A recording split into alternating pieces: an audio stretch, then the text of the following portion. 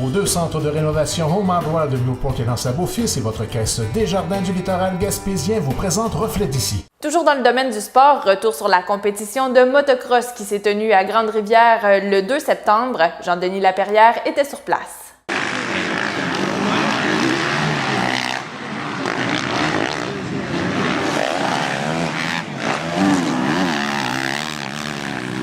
Maintenant rendue à la 5e édition, la course de motocross de Grande-Rivière a fait sa renommée et est de plus en plus populaire d'année en année, en plus d'avoir gagné un prix. Elle fait également partie d'un circuit professionnel. La première année, on avait 85 inscriptions.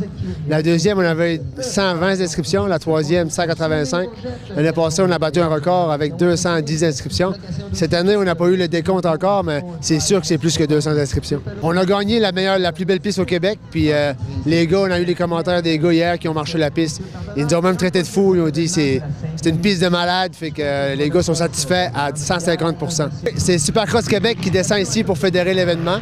Fait que nous, ce qu'on fait, on paye Supercross Québec. Les autres, ils descendent puis ils organisent tout.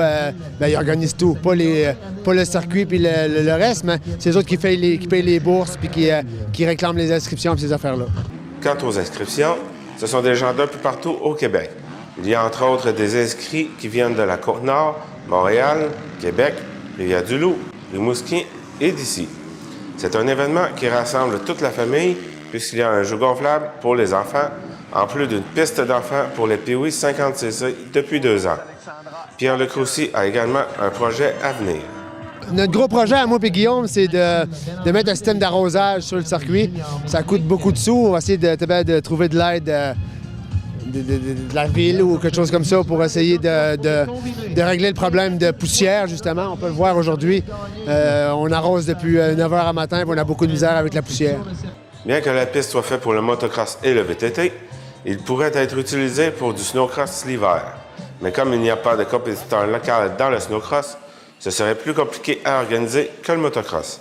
C'était Jean-Denis Laperrière pour TVCGR à Grande-Rivière.